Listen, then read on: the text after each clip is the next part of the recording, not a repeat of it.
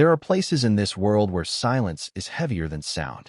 Places where walls remember, where dust carries the weight of screams that were never heard outside. These places do not simply stand abandoned. They linger, they fester, they breathe, and sometimes they call. The building I will take you into tonight has been standing for over a century, hidden deep in the woods of rural Pennsylvania. Its name has been erased from maps, its windows shattered, its halls empty. But the people in nearby towns know it well. They whisper about it in diners, in barrooms, in low voices that trail off when outsiders walk by. They call it many things: the Pines, the sanatorium, the house that eats the lost. But its true name is Hollow Pines Sanatorium. Built in 1922, Hollow Pines was meant to be a hospital for tuberculosis patients. At the time, the disease was a slow death sentence, and sanatoriums were scattered across the country. Isolated buildings where the sick were taken to either recover in the clean mountain air or die quietly, away from the rest of society. But Hollow Pines was never like the others. From its very first year, rumors spread. Patients reported strange things: screams at night, shadows moving along the walls, the feeling of being watched even while sleeping in crowded wards. Staff spoke of a heaviness in the air, of corridors that seemed to stretch longer than they should, of cold spots where breath lingered like smoke in the middle of summer.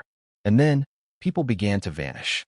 At first, it was a single patient, a young woman named Mary Kellerman, who had been admitted with advanced tuberculosis.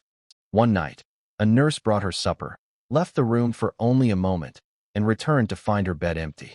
The windows were locked. The door had been watched the entire time. Mary Kellerman was never seen again. More followed: staff members, patients, even a visiting priest who had come to bless the building in 1927. All vanished without a trace. Each disappearance was brushed away, hidden under bureaucratic reports, buried in files that never left the administrator's desk. But those who worked there, they knew something was wrong. The sanatorium closed its doors in 1957. Officially, it was because of medical advances, new antibiotics, new treatments. Unofficially, it was because the deaths and disappearances had piled too high. Families had stopped sending their loved ones. Nurses refused to take shifts. Doctors left quietly in the night, abandoning their posts without explanation. For decades, Hollow Pines has stood empty. Or so people thought. In 2003, an urban explorer named Daniel Hart entered Hollow Pines with a camcorder and a flashlight. He posted regularly online about forgotten places, and he wanted this one to be his masterpiece. He told his followers he would spend a night inside. He never came back. His camera was found weeks later, near the gates of the property, buried under wet leaves. The footage was short, grainy, but it showed just enough. The crunch of glass beneath boots, the peeling walls of long-abandoned wards, the whisper of wind through shattered windows, and then footsteps. Not Daniel's. Heavy, dragging footsteps. In the final seconds, Daniel shines his light down a corridor. At the far end stands a figure. Still, watching. The recording cuts off abruptly. His body was never recovered. Since then, others have tried to enter. Paranormal investigators. Teenagers on a dare. Some came out shaken, pale, unable to speak of what they had seen. Others never returned at all. Those who did come back described the same things. The smell of rot and iron in the air. The feeling of being followed. Doors that slammed on their own. Whispers that knew their names. Some swore they had been touched, grabbed in the dark by hands so cold they burned. One woman described walking through the children's ward and hearing faint crying, only to find an empty crib swaying gently on its own. But the worst stories always came from the basement. The basement of Hollow Pines was where the most contagious were kept. Narrow hallways lined with iron-barred doors. Windowless rooms where patients coughed themselves into graves. Even in its final years, staff hated going down there. It was said to be a place where the air never moved, where the shadows seemed thicker, heavier, almost liquid. And down there is where the story of Dr. William Mercer begins. Dr. Mercer was one of the last physicians assigned to Hollow Pines. By then, the hospital was already failing. Patients were few, staff scarcer. But Mercer stayed. He was fascinated, obsessed, with the nature of death, with what happened in those moments when breath left the body. He spent hours with the dying, recording their final words, sketching their faces, writing page after page of notes. It is said he began conducting experiments in the basement.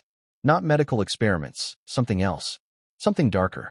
The surviving staff whispered about screams at night that did not sound human. About lights flickering in the basement long after Mercer had gone below.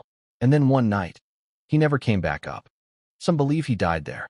Others say he succeeded in whatever he was trying to do. That he found a way to linger in the sanatorium long after his body was gone. Whatever the truth, the basement has never been the same. Those who enter speak of walls that seem to breathe, of faces pressed into the concrete, their mouths open in silent screams, of whispers that echo not through the air, but inside their own heads. They say Dr. Mercer is still there, watching, waiting, and he is not alone. The deeper you go into hollow pines, the more the air changes. It is no longer just musty with rot and mold, it feels alive. It clings to your skin, thick as oil, pressing down on your chest. The light from your flashlight flickers, dimming with each step, as if the asylum itself is draining the energy from it. The corridors twist and narrow, leading you toward the basement. The door is rusted, half off its hinges, but it yawns open like a mouth, waiting to swallow you whole. You step inside, and the temperature drops instantly. The silence here is not silence at all. It hums, it vibrates, it fills your skull with a low, unending pressure. And then you hear it. Breathing. Not yours. It comes from the far end of the corridor, steady, ragged, wet. You raise your light, and there he is. Dr. William Mercer. At first, only a shadow. A tall figure standing impossibly still.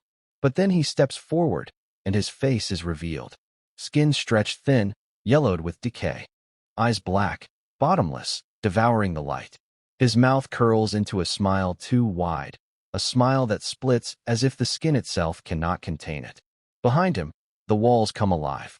Faces press outward, mouths open in silent screams. Patients, nurses, children, all trapped in the stone. Their eyes roll toward you, begging, pleading. Mercer speaks. His voice is not sound, but vibration. It rattles through your bones, through your teeth, through your skull. Fear opens the door, he whispers. And you have opened it wide. The ground shifts beneath your feet. The walls split apart, bleeding darkness.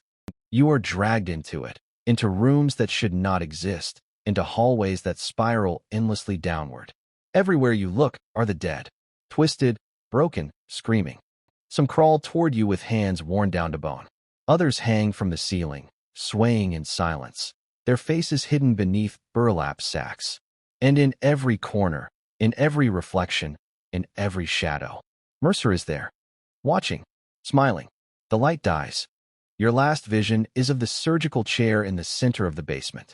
Its straps snap tight, though you never sat down. The instruments rise from the tray on their own, scalpels, needles, bone saws, hovering in the air above you. You scream, but the sound never leaves the room. Days later, locals notice the sanatorium's windows glowing faintly at night again, just as they did decades ago. Shadows pacing in the upper floors. Screams echoing through the forest. The building is no longer silent. And some say, if you look closely, at just the right angle, through just the right window, you'll see another face added to the walls. Yours.